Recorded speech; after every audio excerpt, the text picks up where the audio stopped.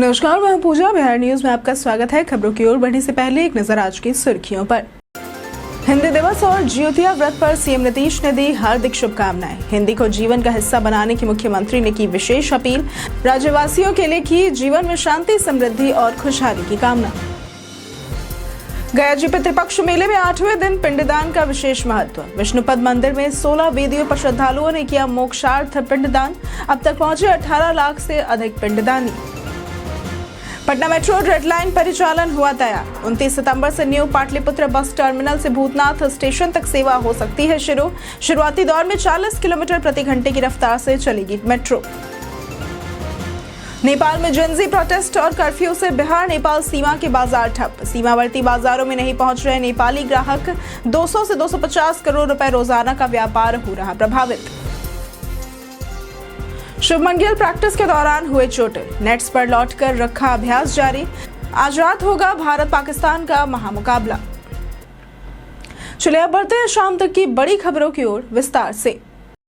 हिंदी दिवस और ज्योतिया व्रत पर सीएम नीतीश ने दी हार्दिक शुभकामनाएं। बिहार के मुख्यमंत्री नीतीश कुमार ने हिंदी दिवस और जीवित पुत्रिका ज्योतिया व्रत के अवसर पर राज्यवासियों को हार्दिक शुभकामनाएं दी है। उन्होंने कहा कि भारत विविधताओं का देश है, जहां कई भाषाएं बोली जाती है, लेकिन हिंदी सबसे अधिक प्रचलित है और ये देशवासियों को एकता के सूत्र में बांधती है। हिंदी हमारी राष्ट्रीय अस्मिता और जनमानस की अभिव्यक्ति का सशक्त माध्यम है। मुख्यमंत्री ने सभी से अपील की कि सरकारी कामकाज और दैनिक जीवन में हिंदी का प्रयोग गर्व और सम्मान के साथ करें, सीखें और समझें। इसके साथ ही उन्होंने माताओं के जीवित पुत्रिका व्रत को भी याद करते हुए कहा कि यह व्रत संतान की लंबी उम्र, सुख, समृद्धि और उत्तम स्वास्थ्य के लिए किया जाता है। इस अवसर पर उन्होंने राज्यवासियों के जीवन में शांति, समृद्धि और खुशहाली की कामना की। मोक्ष नगरी गया जी में अब तक पहुंचे 18 लाख से अधिक पिंडदानी। गया जी पितृपक्ष मेले में 8वां दिन विशेष महत्व रखता है। आश्विन कृष्ण सप्तमी के विष्णुपद मंदिर के समीप स्थित 16 स्तंभ रूपी वेदियों पर पिंडदान करने का विधान है। धर्मशास्त्र और पुराणों के अनुसार इस कर्मकांड से पितरों को मोक्ष प्राप्त होता है और वे स्वर्ग लोक को प्राप्त होते हैं। पिंडदान के बाद तीर्थयात्रियों को विष्णुपद मंदिर में भगवान विष्णु के अलौकिक चरण चिन्ह का दर्शन करना चाहिए। 16 वेदियों में कार्तिक, दक्षिणाग्नि, ग्रह मैच, आह्वनोम अग्निपद, संध्या अग्निपद, सूर्य, चंद्र, गणेश, उदीची, कणव, मातंग, कौच, इंद्र, अगस्त्य और कश्यप पद शामिल है। गया पितृपक्ष मेले में अब तक 18,91,000 से अधिक तीर्थ यात्री पहुंचे हैं, जबकि केवल शनिवार को 3.58 लाख पिंडदानी आए। ये महापर्व 21 सितंबर तक जारी रहेगा और पूरे देश विदेश से श्रद्धालु मोक्ष प्राप्ति के लिए गया जी पहुंच रहे हैं। बिहार कला पुरस्कार 2025 52 कलाकारों को मिलेगा सम्मान।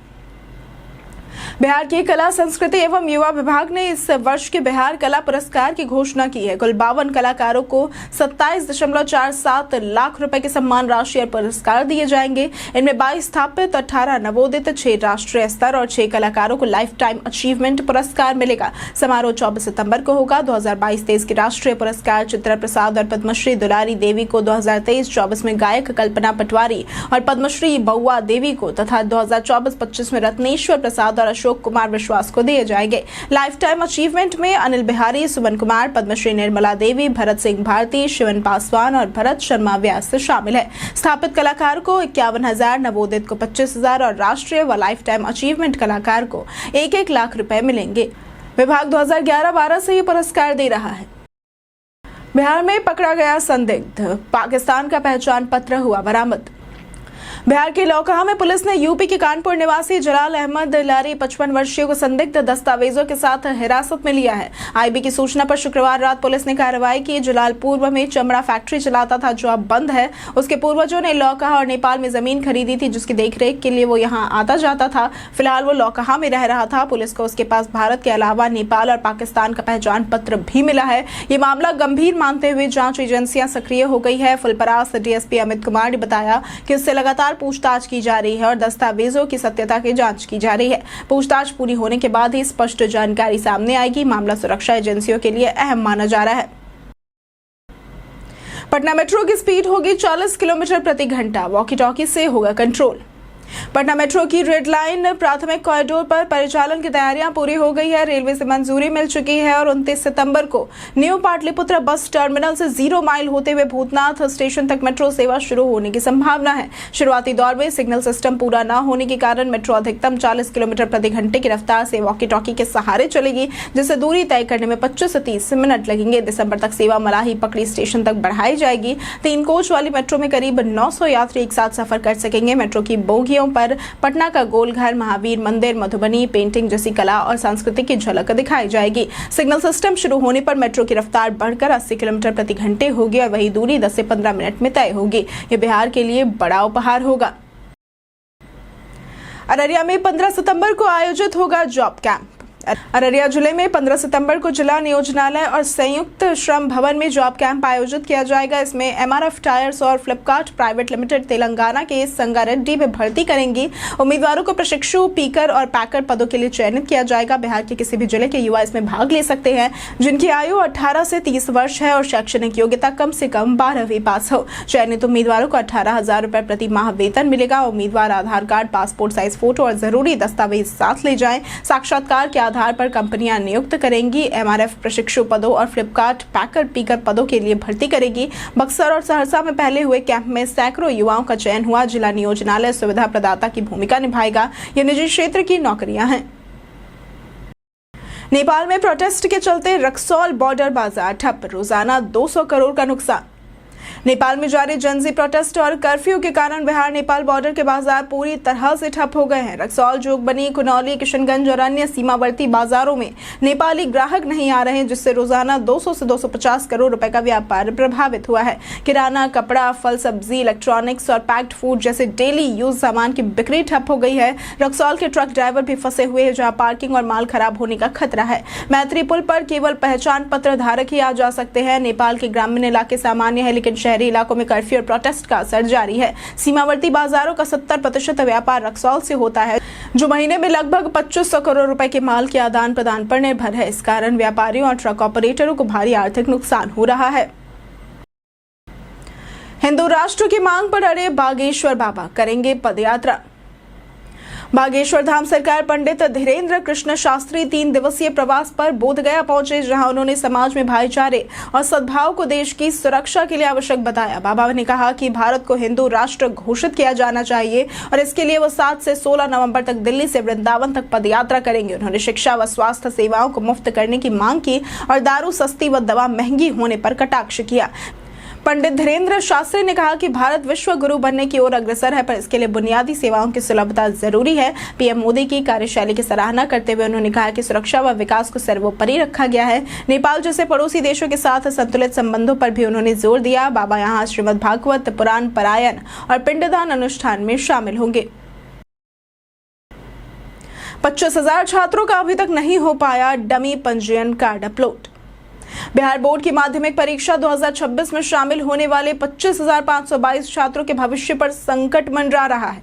राज्य के 2,762 स्कूलों के इन छात्रों के डमी पंजीयन कार्ड अभी तक बोर्ड की पोर्टल पर अपलोड नहीं हुए हैं। अगर आज तक ये कार्य पूरा नहीं हुआ तो ये छात्र वार्षिक परीक्षा में शामिल नहीं हो पाएंगे, जिससे उनका 1 साल बर्बाद हो सकता है। बोर्ड ने शुक्रवार को सभी जिला शिक्षा पदाधिकारियों को पत्र भेजकर स्कूल प्रधानों को निर्देश दिया कि वे अपने स्तर से डमी पंजीयन कार्ड डाउनलोड करें, सुधार करें, हस्ताक्षर करें और पोर्टल पर अपलोड करें। अभी तक 13,621 छात्रों का पंजीयन कार्ड अपलोड हो पाया है, जबकि 25,522 छात्र अभी भी लंबित है। सबसे अधिक प्रभावित जिले गया जी में 2,645 छात्र और मुजफ्फरपुर में 1,745 छात्र हुए हैं। बोर्ड ने चेतावनी दी है कि देरी स्कूल प्राचार्यों की लापरवाही का परिणाम है। आनंद विहार से पटना के बीच चलेगी स्पेशल ट्रेन, रेलवे ने दी बड़ी सौगात। भारतीय रेलवे ने पटना के लिए स्पेशल ट्रेन चलाने की घोषणा की है। आनंद विहार टर्मिनल से पटना जंक्शन के बीच ट्रेन संख्या 02391 हर शनिवार 20 सितंबर से 29 नवंबर रात 10:20 पर पटना से चलेगी और अगली शाम 6:30 बजे आनंद विहार पहुंचेगी। वापसी में ट्रेन संख्या 02392 हर रविवार 21 सितंबर से 30 नवंबर रात 11:20 से आनंद विहार से रवाना होकर सोमवार शाम 5:20 पर पटना पहुंचेगी। इस ट्रेन में फर्स्ट एसी का 1, सेकंड एसी के 4 और थर्ड एसी के 12 समेत 20 कोच होंगे। ये गाड़ी Bairabi, Guwahati, new Jalpaiguri, Malda town, Bhagalpur, Patna DDU और कानपुर से होकर जाएगी। भागलपुर वाया सरांग आनंद विहार टर्मिनल राजधानी एक्सप्रेस की समय सारणी भी जारी की गई है। ये सेवा 19 सितंबर से सरांग और 21 सितंबर से दिल्ली से शुरू होगी। 95 लाख रुपए गबन मामले में मुखिया और पंचायत सचिव गिरफ्तार। भागलपुर के पीरपैंती प्रखंड के हरिनकोल पंचायत में षष्ठम वित्त आयोग की राशि के गबन का मामला सामने आया है।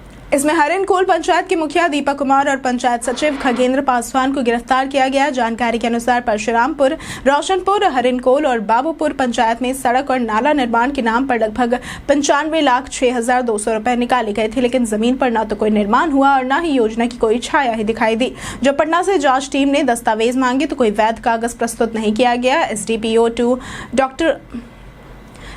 2 डॉक्टर अर्जुन कुमार गुप्ता ने बताया कि मामले में पहले भी प्राथमिकी दर्ज थी और गबन, धोखाधड़ी व भ्रष्टाचार की धाराओं के तहत कार्रवाई की गई। अन्य पंचायतों में भी जांच और छापेमारी जारी है। जेपी नड्डा ने आरजेडी और कांग्रेस पर कसा तंज। आगामी बिहार चुनाव को लेकर पटना में भाजपा अध्यक्ष जेपी नड्डा ने पार्टी की कोर कमेटी और एनडीए सहयोगियों संग बैठक की। बैठक में प्रदेश अध्यक्ष, दोनों डिप्टी सीएम समेत कई वरिष्ठ नेता शामिल हुए। इस चर्चा का मुख्य एजेंडा गठबंधन दलों के बीच बेहतर संवाद और एकजुट होकर मतदाताओं तक पहुंचने की रणनीति रही। बैठक में नड्डा ने आरजेडी और कांग्रेस पर तीखा हमला बोला। उन्होंने कहा कि लालू यादव विकास और पलायन पर मजाक उड़ाते थे, लेकिन आज तक माफी नहीं मांगी।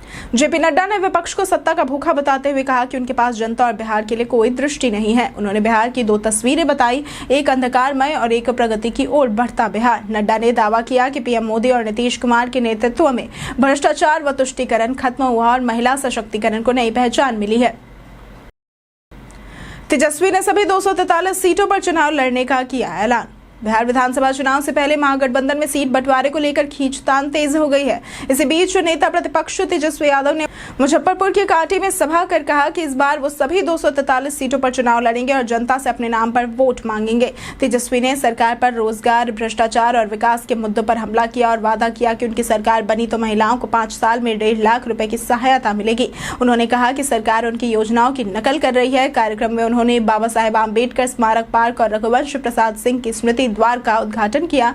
2020 में राजद ने 144 सीटों पर चुनाव लड़ा और 75 जीती थी, जबकि कांग्रेस 70 पर लड़ी और 19 जीत पाई थी। इस बार कांग्रेस, झामुमो और लोजपा पारस भी महागठबंधन में शामिल है। पीएम मोदी की सभा के लिए तैनात 1500 ट्रैफिक पुलिस।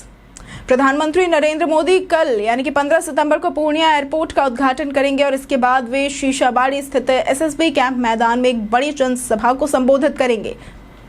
दोनों कार्यक्रम स्थलों पर अंतिम तैयारियां जारी है। एयरपोर्ट पर टर्मिनल, सड़क निर्माण और तकनीकी व सुरक्षा कार्य पूरा कर लिया गया है। एसपीजी की टीम ने एयरपोर्ट और सभा स्थल की सुरक्षा अपने कब्जे में ले ली है। आम लोगों का प्रवेश निषिद्ध कर दिया गया है। सभा स्थल पर 5 बड़े हैंगर लगाए गए हैं। अंदर कुर्सी, एलईडी टीवी और सीसीटीवी की व्यवस्था की जा रही है। हेलीकॉप्टर के लिए 3 हेलीपैड बनाए गए हैं। ट्रैफिक पुलिस की लगभग 1500 तैनाती की गई है। पीएम के मार्ग के लिए वाहनों का परिचालन बंद रहेगा। सुरक्षा व्यवस्था, मंच और निगरानी के लिए उच्च तकनीकी उपकरण लगाए गए हैं। एशिया कप 2025 के हाई वोल्टेज मुकाबले में आज भारत और पाकिस्तान आमने सामने हैं। भारत की तैयारियों को शनिवार को झटका तब लगा जब उप कप्तान और ओपनर शुभमन गिल प्रैक्टिस के दौरान दाहिने हाथ पर गेंद लगने से चोटिल हो गए। गेंद लगते ही गिल दर्द में कराहते नजर आए और बल्ला हाथ से छूट गया। फिजियो टीम तुरंत उनके पास पहुंची और उन्हें मैदान से बाहर ले जाया गया। कप्तान सूर्य कुमार यादव और कोच गौतम गंभीर ने भी उनकी हालत देखी। हालांकि गिल जल्द ही वापस नेट्स पर लौट आए और तेज तथा स्पिन गेंदों के खिलाफ अभ्यास जारी रखा। प्रैक्टिस सेशन के अंत में गिल ने मुस्कुराते हुए ड्रेसिंग रूम की ओर कदम बढ़ाया। उनके लौटने से भारत को उम्मीद है कि उप कप्तान दुबई में पाकिस्तान के खिलाफ आज रात होने वाले मुकाबले के लिए पूरी तरह से तैयार है, जो टॉप ऑर्डर की ताकत के लिए अहम है। बीते दिन हमारे द्वारा पूछे गए सवाल का जवाब आप लोगों में से बहुत लोगों ने हमारे कमेंट सेक्शन में लिख कर दिया है। जिन्होंने हमारे द्वारा पूछे गए सवाल का जवाब दिया है उनके नाम हैं विजय सिंह, नौशाद रजा, लक्ष्मी मेहता, नीरजा कुमारी, आलोक प्रियदर्शी, शेर सिंह, राजकिशोर महतो, मनोज दास, राजेश सहनी, अनवर करीम खान, संजीव कुमार, मुन्ना प्रसाद, नंदन कुमार, सुरेंद्र कुमार, नमन कुमार, अनिल कुमार, दीपक कुमार, रंजीत मिश्रा, उमेश कुमार और जितेंद्र ठाकुर। इसी के साथ बढ़ते हैं आज के सवाल की ओर। आज का सवाल है, भारत पाकिस्तान मुकाबले में आपके पसंदीदा खिलाड़ी कौन है? आप अपना जवाब हमें हमारे कमेंट सेक्शन में लिखकर जरूर बताएं। आज के लिए सिर्फ इतना ही। बिहार की तमाम खबरों के साथ बने रहने के लिए देखते रहे बिहारी न्यूज। और साथ ही अगर आप यूट्यूब चैनल पर देख रहे हैं तो चैनल को सब्सक्राइब करें, और अगर आप फेसबुक पेज पर देख रहे हैं तो लाइक और फॉलो जरूर करें।